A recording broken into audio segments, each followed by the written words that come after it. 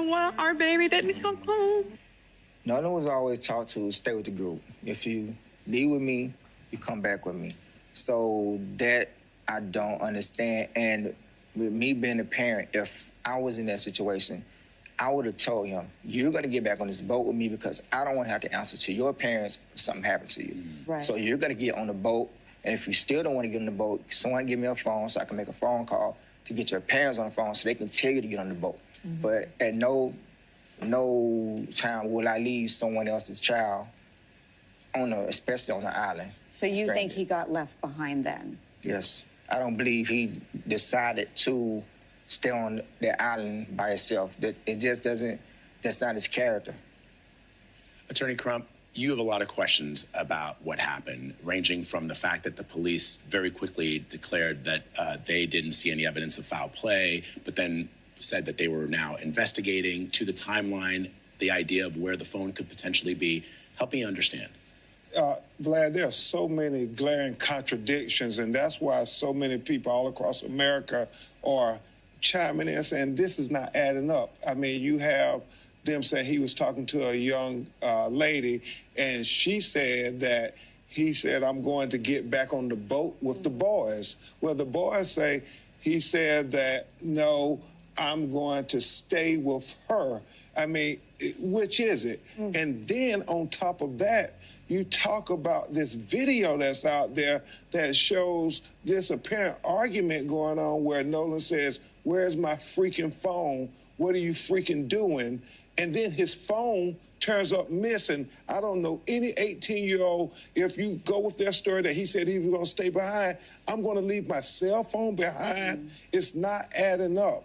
And so those are the things that his mother and father are saying, we're not accepting this. He was a college athlete. He was in superb shape. And so he's a good swimmer. And you see the video of all those people out there. If he's drowning, nobody's going to help. But the video that you're talking, sorry, now, the video that you're talking, go ahead. I was going to say, you reposted that video. Now, the Jackson County Sheriff's Office, they are calling for people to send in any videos or anything that they may have seen. What are they communicating with you about the investigation and what they are getting from people?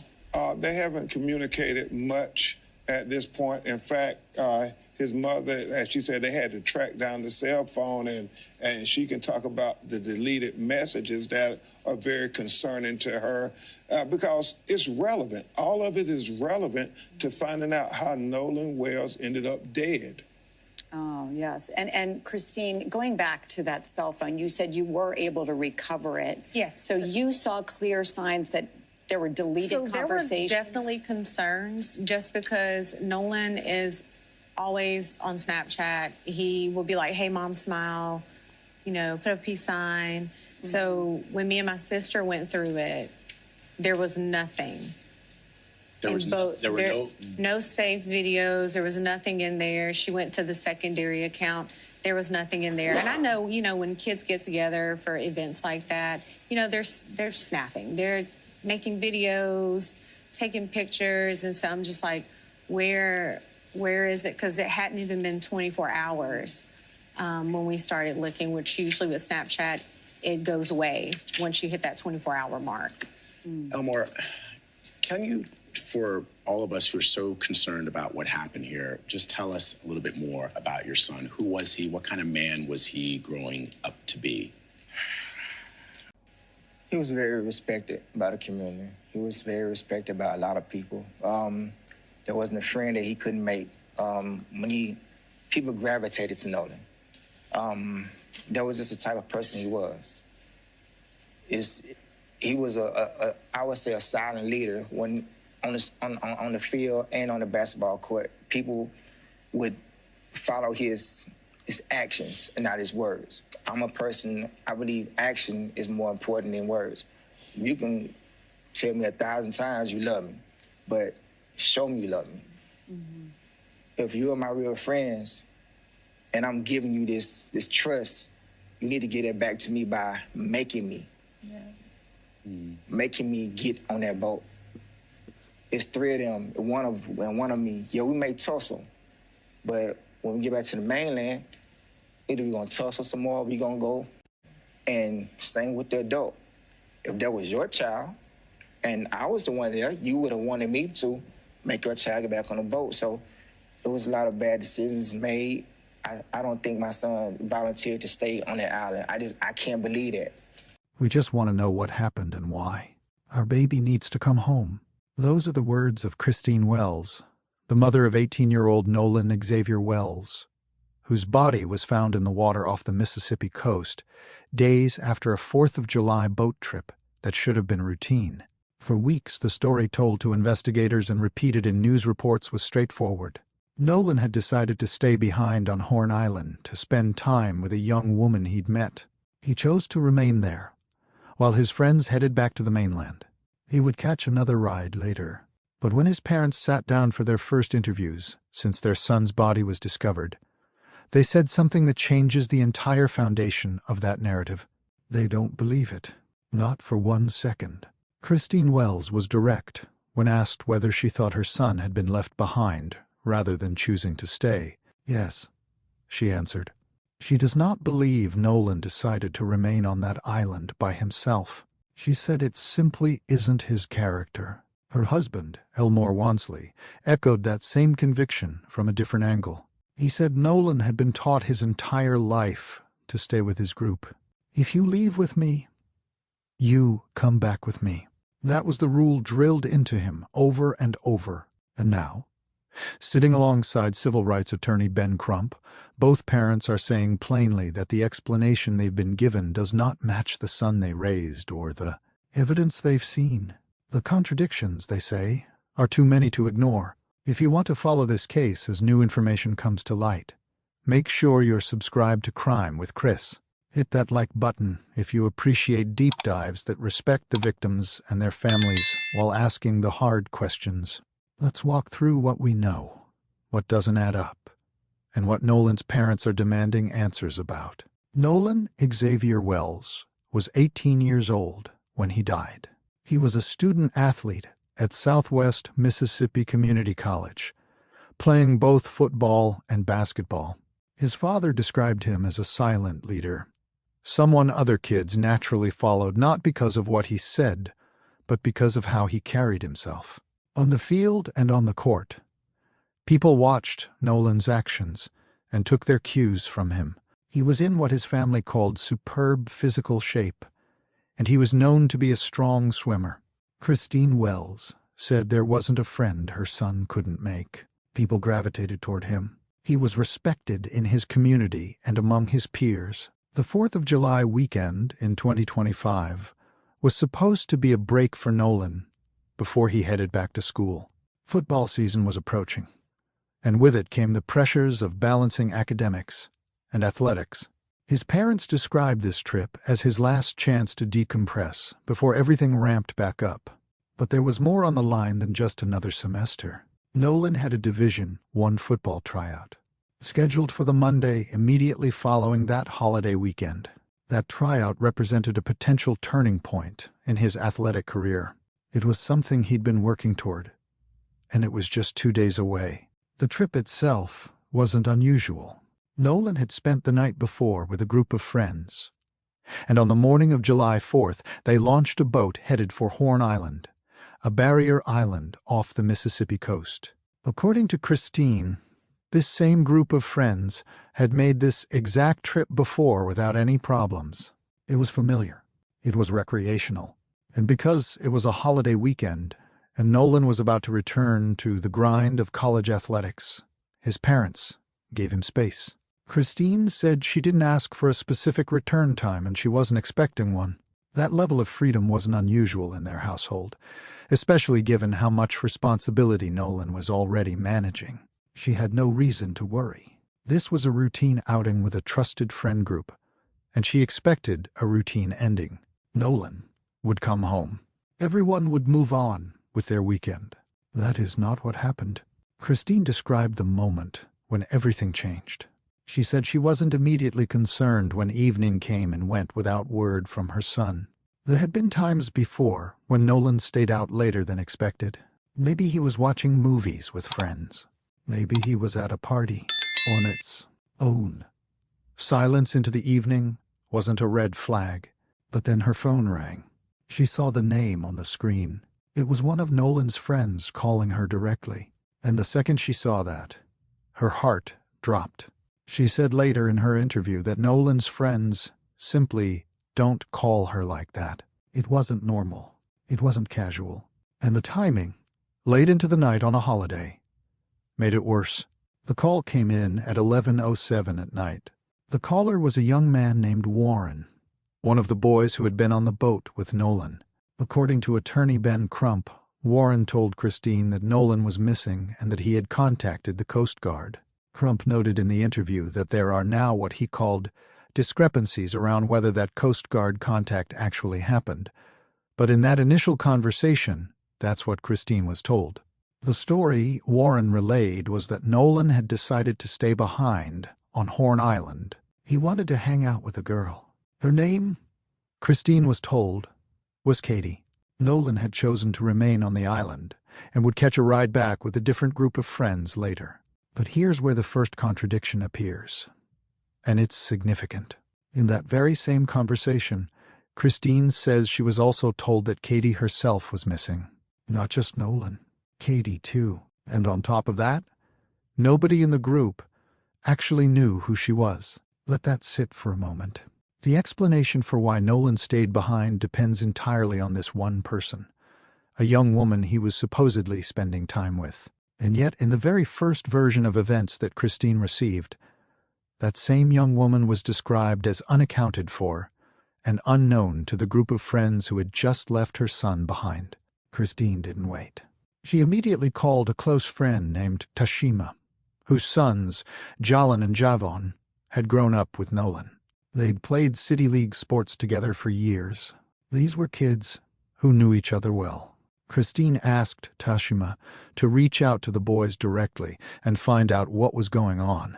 At the same time, the group of friends began checking Nolan's location using Snapchat. They all followed each other on the app, so his location should have been visible. Christine, meanwhile, was checking a separate app called Life 360, a family location tracker. And this is where another problem emerged. Nolan's phone was showing up in one location. His car was showing up somewhere else entirely. 2 different places. That didn't make sense. Tashima told Christine not to worry about retrieving the phone herself. She said she would go get it. But while that was happening, Christine and Elmore were trying to figure out who they were even supposed to call. They contacted the sheriff's department. They were redirected. They called the city of Ocean Springs. Redirected again. They reached out to the Department of Marine Resources, who took their information and then sent them back to Ocean Springs Police. Eventually, Jackson County Sheriff's Office stepped in and took jurisdiction over the case. But by Christine's account, this back and forth took time. Precious time. And in a missing persons case, especially one involving water and a young person, every minute counts. Think about what that means. This is a family in the middle of the worst night of their lives. And instead of an immediate search being launched, they're being bounced between agencies trying to figure out who has authority over a barrier island off the coast. One department says it's not theirs. Another takes information but passes them along. By the time Jackson County formally took control, hours had already passed since that 11:07 phone call. Hours spent not searching but navigating jurisdictional confusion. Meanwhile, the phone was still out there. It took a while, according to Christine, before Tashima was actually able to get her hands on it. After that, Christine and Tashima had to coordinate a meeting so the phone could be handed over. Later, they had to coordinate again to retrieve Nolan's car from the house where the boys had spent the night before the trip. All of this is happening in the immediate aftermath of learning her son is missing. And none of it is bringing Nolan home. When Christine finally got the phone in her hands, she went through it with her sister. What they found, or more accurately, what they didn't find, raised immediate questions. Nolan was a heavy Snapchat user. Christine described him as someone who was always on the app. He'd walk up to her and say, "Hey, Mom," smile, throw up a peace sign. He documented things. He made videos. He took pictures. And when teenagers get together for events like a 4th of July trip to an island, They document it constantly. Snapchat stories, saved videos, photos. That's what you'd expect to find, especially from someone like Nolan. But when Christine and her sister opened his Snapchat, there was nothing. No saved videos, no pictures, nothing in his primary account. They checked his secondary account, also empty. Christine said she started looking for this content within 24 hours of Nolan going missing, which matters because Snapchat content typically disappears after that 24-hour window. She was well within the time frame when anything he'd posted or saved should still have been there. And yet the accounts were clean, completely empty. She asked the question plainly, "Where is it?" Attorney Ben Crump pointed to this as one of several glaring contradictions. He said Christine had to track down the phone herself, and when she got it, there were deleted messages that were very concerning to her. He emphasized that all of it is relevant to finding out how Nolan Wells ended up dead. The implication is clear. Somebody went through that phone before it made its way back to his family. There's another piece of evidence that complicates the official story even further. Crump mentioned a video that's circulating, and he reposted it himself. In this video, there's an apparent argument, and you can hear Nolan's voice. He's asking, "Where's my freaking phone? What are you freaking doing?" Crump's point is direct. That phone then turns up missing. Later, it's recovered, but the content that should have been there is gone. And the story Nolan's family is being asked to accept is that their 18-year-old son decided to stay behind on an island and voluntarily left his cell phone with his friends. Crump's response to that was blunt. "I don't know any 18-year-old who would leave their cell phone behind. It's not adding up." That phrase, "it's not adding up," runs through the entire interview like a thread. Crump said it multiple times. The parents said it in different ways, and the reason it keeps coming up is because the contradictions aren't small. They're foundational. According to what Christine was told, Nolan was talking to a young woman on the island, and she has said that Nolan told her he was going to get back on the boat with the boys. But the boys on the boat say Nolan told them the opposite, that he wanted to stay behind with her. Crump asked the obvious question, which is it? Somebody isn't telling the truth. Christine and Elmore didn't just dispute the story on evidentiary grounds. They disputed it based on who their son was. Christine said Nolan was raised with a specific rule that was drilled into him from childhood. If you leave with the group, you come back with the group. She explained that if she had been the adult in that situation, she would have told Nolan directly that he was getting back on the boat. Full stop. And if he resisted, she would have handed him a phone right there so he could call his own parents and hear the same thing from them. She said there is no circumstance under which she would have left someone else's child behind, especially on an island. When the interviewer asked her directly whether she believed Nolan was left behind rather than choosing to stay, her answer was immediate.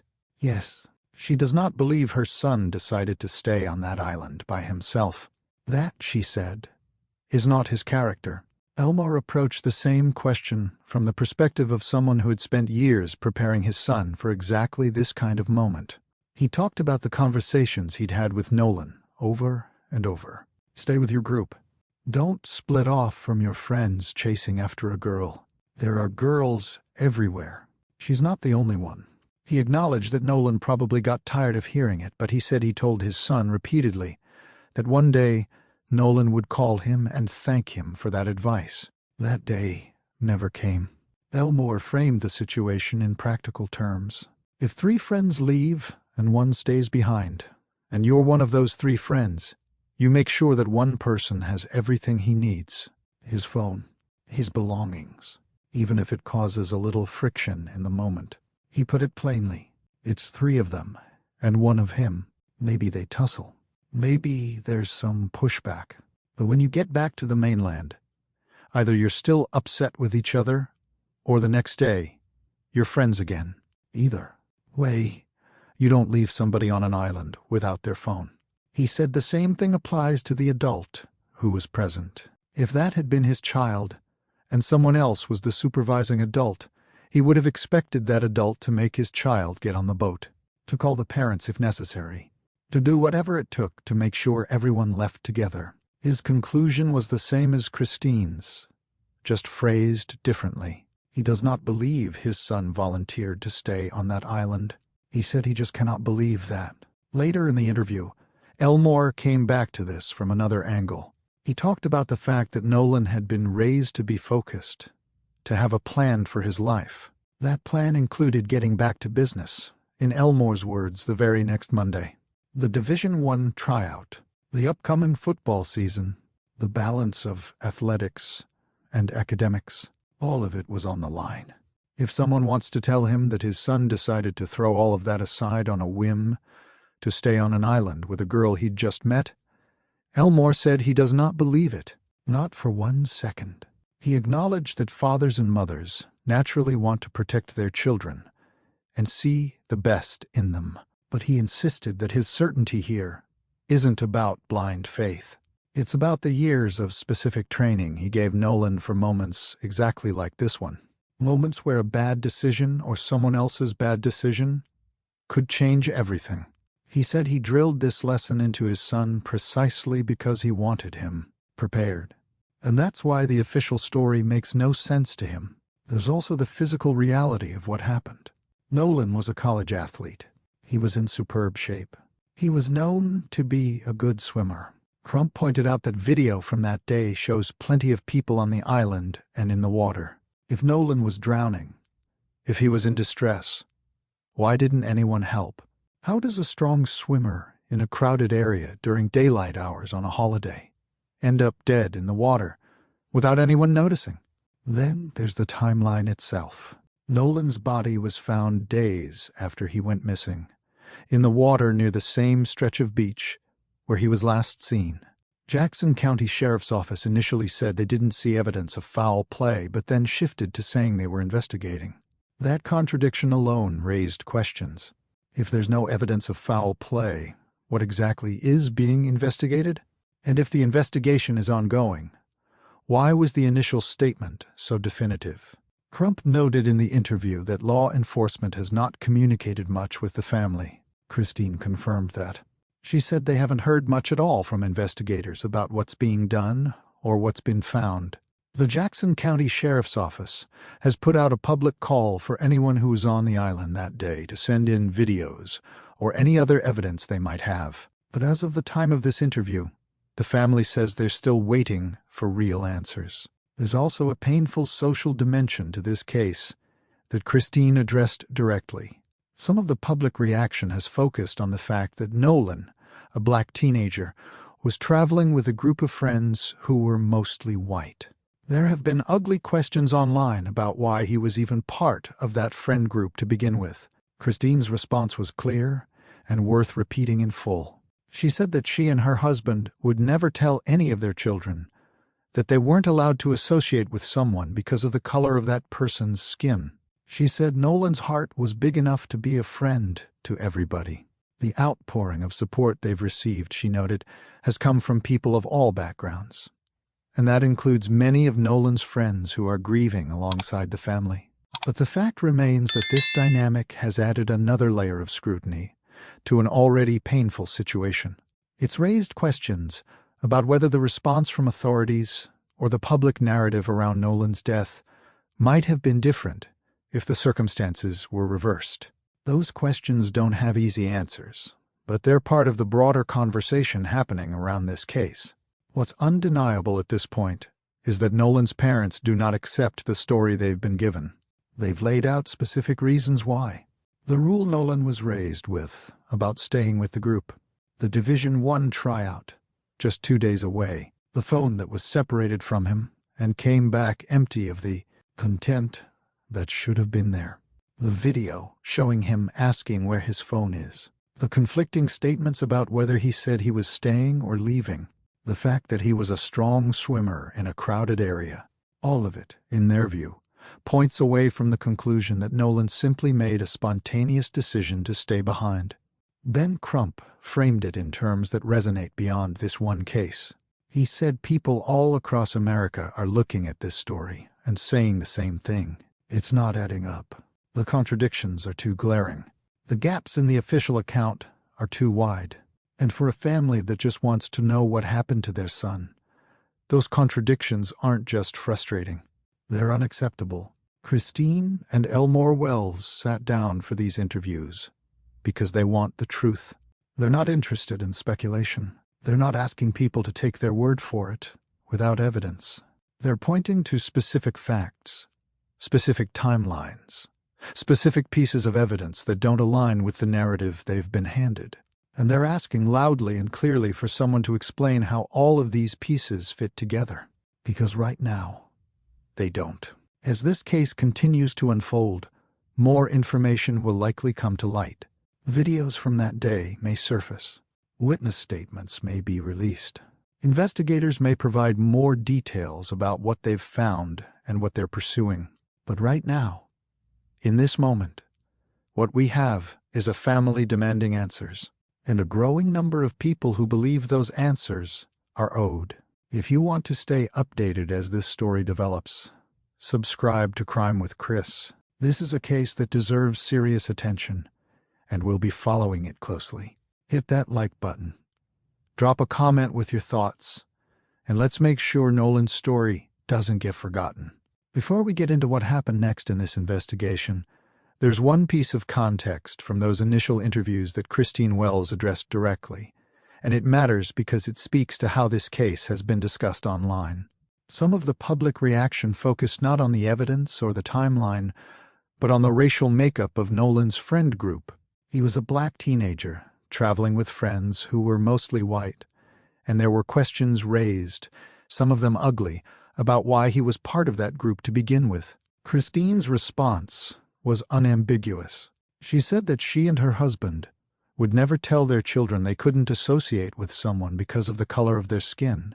She said Nolan's heart was big enough to be a friend to everybody, and the outpouring of support they've received, including from his own friends, is a testament to his character and to how she and Elmore raised him. She went further. She said if anyone has a problem with how they raise their son to treat other people, that's a problem on their end, not hers. It's a detail that matters here because it shows Christine and Elmore aren't interested in relitigating who Nolan's friends were. Their focus consistently has been on what actually happened during those missing hours, not on the racial makeup of the friend group itself. That distinction is important because as this case has developed, questions about race haven't gone away. They've just shifted toward a different concern entirely, one that has to do with how the investigation itself has been conducted and whether the response might have looked different under different circumstances. There's a video that has circulated widely online, reportedly showing an argument taking place on or near the island that day. Ben Crump has described what he says is captured in that video's audio. According to him, you can hear what he believes is Nolan's own voice saying something close to, "Give me my freaking phone. What are you freaking doing?" But when Crump was pressed directly in one interview on whether that voice has actually been confirmed to be Nolan's, he pulled back slightly. He said there were kids talking and that there was clearly some kind of argument, without fully committing to the voice identification on the spot. In a separate interview alongside Christine and Elmore, however, Crump spoke about that same video with more certainty, describing it as audio that had been confirmed to be Nolan protesting the fact that his friends had his phone.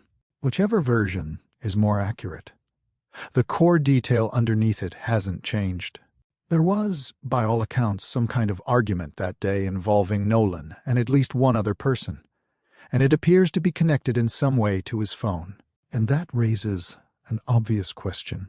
If there was a confirmed recorded argument over that phone, and Nolan ends up dead days later, why is the sheriff's office continuing to say publicly that they don't see evidence of foul play? Crump has raised another point here, tied to Nolan's physical condition. He's noted that Nolan was a college athlete in excellent shape and, by all accounts, a strong swimmer. His point in raising that is to question a simple if uncomfortable detail.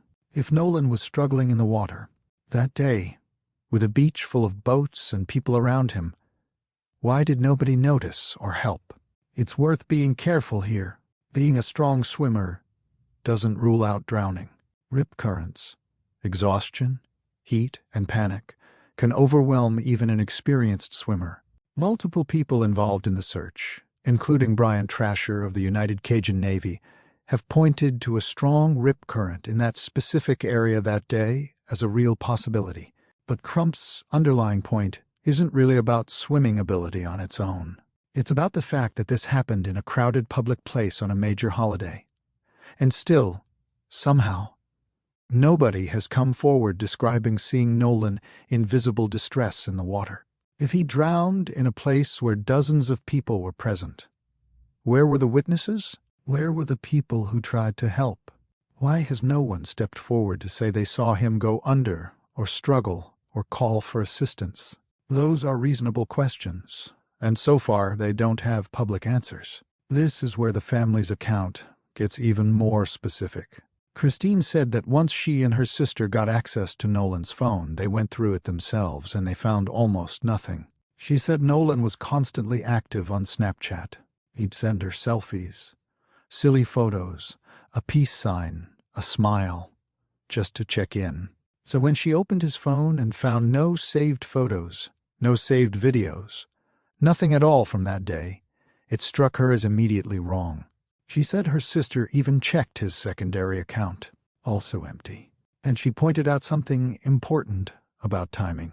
They started searching his phone before the 24-hour mark had passed, since Snapchat content of that kind typically disappears automatically after 24 hours if nobody saves it. In other words, if there had been anything there to begin with, it should still have been recoverable in that window. It wasn't. Crump has said the family now believes both Snapchat messages and standard text messages were deleted from Nolan's phone before it was ever returned to them.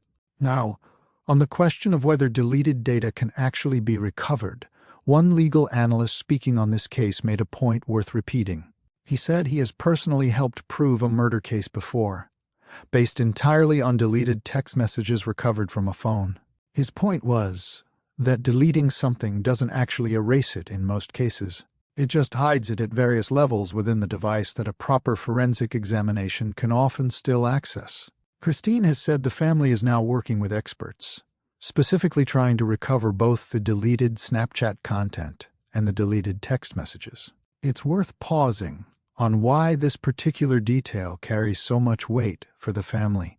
Christine described Nolan's relationship with his phone almost as a running joke between them. She said his hand was practically attached to it, that he was always messaging her, always sending photos, always documenting whatever he was doing. For a phone like that, belonging to a kid like that, to come back completely empty, with no saved images, no saved videos, nothing at all from an entire day at the beach with friends, isn't just unusual. To his own mother, it read as impossible unless something had been deliberately removed. And there's a broader legal wrinkle here, too, one that's come up repeatedly as this case has developed. Text messages, once sent, typically pass through a carrier's network, and, depending on the service, may be stored elsewhere beyond just the device itself. That means even a successfully deleted message on a phone isn't necessarily gone from every possible record. Investigators, or Crump's own team, may still be able to request those records directly from the carrier or from Snapchat itself, entirely separate from whatever remains on the phone. Here's a smaller detail, but one that matters because it's the first documented inconsistency in this case that doesn't rely on anyone's memory of a conversation. Christine said that after she posted publicly asking for information, a young woman reached out to her. This young woman had been on the island that day and told Christine that the official report described Nolan wearing black shorts, but according to her own photos taken that day, Nolan was actually wearing blue shorts. Christine said the young woman sent her the photos directly to show the actual color, and she says those photos do appear to have been taken that same day. Black and blue aren't colors you'd easily confuse in person or in a photograph, so this isn't a case of somebody misremembering a detail from a stressful night.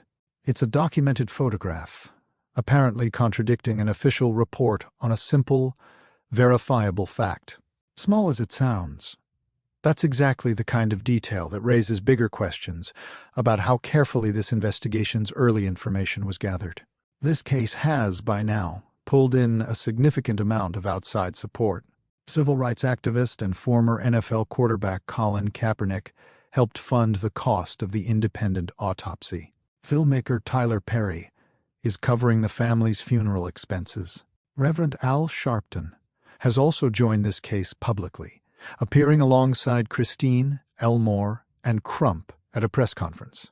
And Crump, in discussing why the family sought an investigation independent of the state, invoked Mississippi's own history directly. He referenced the killing of Emmett Till, noting this is the same state where that happened, as part of explaining the family's concern about how a case like this, involving a young black man and a group of white friends, might be handled. Crump has also said he hasn't personally spoken with the young men who were with Nolan that day, because they have since retained their own legal representation. That last point is worth sitting with for a moment. It means at this stage, there has been no direct conversation between the family's legal team and the friends who were actually on that island with Nolan. Whatever accounts have emerged from that friend group so far have come secondhand, through statements like Judge Cole's or through what investigators have shared. Crump's team, by his own account, is working entirely without direct access to the people who were physically present for Nolan's final hours. After one of these interviews, a panel of legal analysts weighed in and raised a series of pointed questions about how this investigation has been handled so far. One analyst focused on evidence preservation. She noted that the boys called Nolan's mother at 11 at night, but the phone itself wasn't handed over until sometime the following day. In any investigation, she said, that gap is exactly when evidence gets lost or altered. She raised basic questions nobody seems to have answered publicly. Did anyone document whether the friends had changed clothes? Were there any scratches or signs of a physical altercation on anyone's body? Were those questions even asked in those early interviews? Another analyst raised a more specific legal point. If there is a recorded argument involving Nolan and his phone, and his friends left that island with his phone while he did not return with them, that arguably constitutes theft.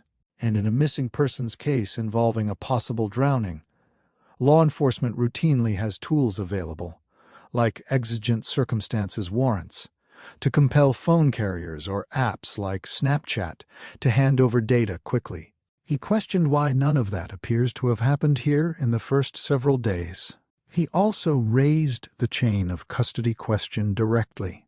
If the phone was in the friend's possession for a number of hours before it reached the family, and anything was deleted from it during that window, that alone could support an argument of evidence tampering, regardless of whether the content itself turns out to be significant. There was also criticism of the sheriff's own public statements. Multiple analysts pushed back on the decision to say publicly, this early, that there's no evidence of foul play. Their point was that an active, ongoing investigation this early should be described as exactly that, ongoing, rather than closing the door on a possibility before basic questions have even been answered. One analyst also raised something about the friend group itself. He noted that, from what's publicly known, some of the young men involved appear to have retained legal counsel without ever joining the search effort for Nolan. He said in his view that detail alone raises questions, and more than one analyst pointed toward what happens next. They expect this case to eventually move into civil court, potentially as a wrongful death or negligence claim, regardless of what any criminal investigation concludes. One analyst also brought up something worth noting about Judge Ashley Cole, whose son Warren was one of the friends on that boat. She'd previously posted her own detailed public statement defending her son and explaining her family's account of the timeline. The analyst's read on that statement was blunt. She said, in effect, that the judge was getting ahead of the story, building her own record early before more difficult questions could be asked. She wasn't accusing the judge of anything specific, but she said the timing and the framing of that statement were both worth noting. Taken together, the panel's overall message was consistent. Every piece of this, the delayed handoff of the Phone, the deleted messages, the lack of an early forensic warrant, the sheriff's early public statements, all of it, they said, is the kind of evidence that tends to matter far more later in a courtroom than it might seem to matter right now in the middle of an active investigation. So here is where things actually sit right now. The state medical examiner has already performed an autopsy. Officials say a full cause of death, including toxicology results, could still take time. Investigators have told reporters they suspect Nolan drowned, but that has not been confirmed as an official finding. The independent autopsy, conducted separately in Washington, D.C., has been expected to produce results in a similarly short window. Jackson County Sheriff John Ledbetter has continued to say publicly that his office hasn't found evidence of a crime. But he has also acknowledged, in his own words, that people want answers faster than a real investigation can move. He said it will take real hard work to get this right. Crump, for his part, has raised the question of whether the Mississippi Bureau of Investigation should take over this case entirely, rather than leaving it with the local sheriff's office. What we're left with at this point is a mother and father who do not accept the explanation they were first given. A cell phone that came back to them with messages missing from it. A documented photo that contradicts the official description of what Nolan was wearing. A video with audio that may or may not be confirmed as Nolan's own voice, capturing what sounds like an argument over that same phone. And two separate, conflicting accounts of Nolan's very last conversation on that beach. Nolan Wells was 18 years old, a football player, a son his father described as a silent leader, someone other kids naturally followed, a young man his mother says would never have chosen to stay behind alone on an island, without his phone and without a word to anyone about when he'd be coming home. His parents are not asking anyone to accept a theory. They're asking for a real investigation, and they're asking for it publicly, because they say they haven't gotten straight answers any other way. There's one more thing worth sitting with from these interviews that I think captures where this family actually is right now. It isn't rage. It isn't even primarily an accusation against any specific person. It's something closer to disbelief, layered on top of grief. Christine described trying to protect her family, trying to protect her own peace, while strangers online treat her son's death as entertainment. Elmore described a young man he spent years preparing for the world, gone in a way he still cannot make sense of.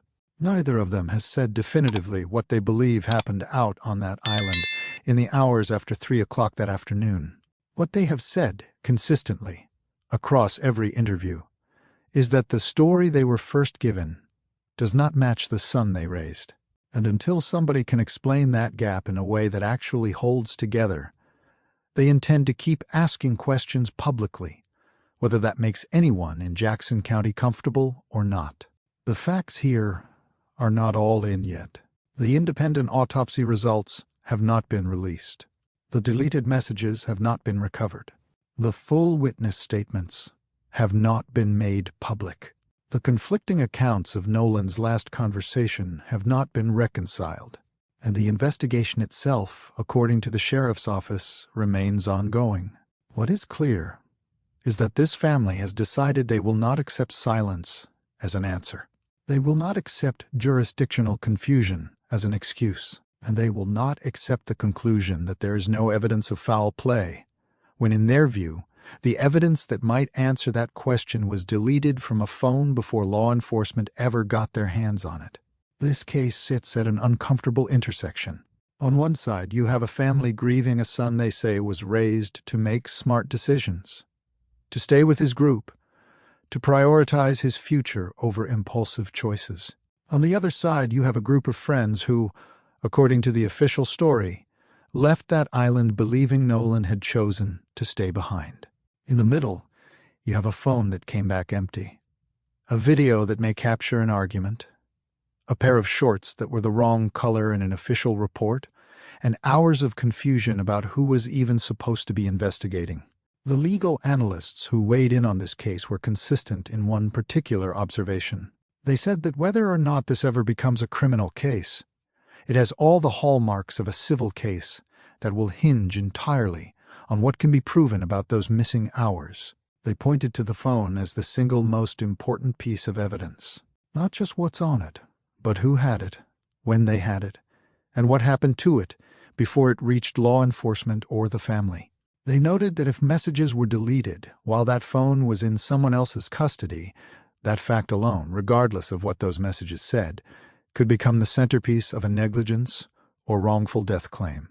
One analyst made the point that in cases like this, it's not always about proving someone intended harm. Sometimes it's about proving someone failed to act responsibly in a situation where they had a duty to do so. If an adult was present and allowed an 18-year-old to stay behind on an island without confirming he had his phone, without confirming he had a ride, without notifying his parents, that could be negligence. If friends took his phone and left without him, and messages were deleted from that phone before it was returned, that could be evidence tampering. Neither of those things requires proving intent to harm. They just require proving a failure to act with reasonable care. What makes this case so difficult for the public to process is that we're being asked to hold two competing narratives in our heads at the same time, and only one of them can be true. Either Nolan Wells made a spontaneous decision to stay on an island with a young woman he'd just met, leaving behind his phone, his ride, and his plans for a Division I tryout 2 days later. Or Nolan Wells was left behind, for reasons that remain unclear, and the evidence that might explain what actually happened was removed from his phone before anyone could examine it. Christine and Elmore Wells have made their position clear. They do not believe their son stayed behind voluntarily. They do not believe he would have left his phone with his friends. They do not believe the official story matches the young man they raised. And they are not going to stop asking questions until someone can account for the contradictions in a way that actually makes sense. Right now, we're waiting for autopsy results, waiting for forensic analysis of that phone, waiting for the Mississippi Bureau of Investigation to decide whether they'll step in, waiting for more witnesses to come forward, waiting for those deleted messages to either be recovered or confirmed as gone for good. And while we wait, a family is burying their son without the answers they were promised. This is the part of the story where we have to be honest about what we don't know. We don't know what those deleted messages said. We don't know who deleted them. We don't know what the independent autopsy will show. We don't know whether Nolan drowned. And if he did, we don't know why no one saw it happen. We don't know whether the friends on that boat are being truthful, partially truthful, or protecting themselves from liability. We don't know whether the sheriff's office has evidence they haven't shared publicly, or whether they've simply moved on from a case they've already decided isn't criminal. What we do know is this: Nolan Wells went to an island with friends and never came home. His phone came back without him, and when his family got that phone, it was empty. A video exists that appears to show an argument involving that phone. The official description of what he was wearing contradicts a photograph taken that same day. And his parents, the people who knew him best, say the explanation they were given does not fit the son they raised. We're going to stay on this story as the independent autopsy results come in, as those deleted messages are potentially recovered, and as this investigation, wherever it ends up, moves forward. We'll bring you the facts as we actually get them, and not a moment before. If you want to make sure you don't miss updates on this case or others like it, subscribe to Crime with Chris. Hit that like button if you believe families deserve real answers when they lose someone they love. Drop a comment and let me know your thoughts on how this investigation has been handled so far. This is a case that matters, and we're not letting it fade into the background. Thanks for watching, and I'll see you in the next one.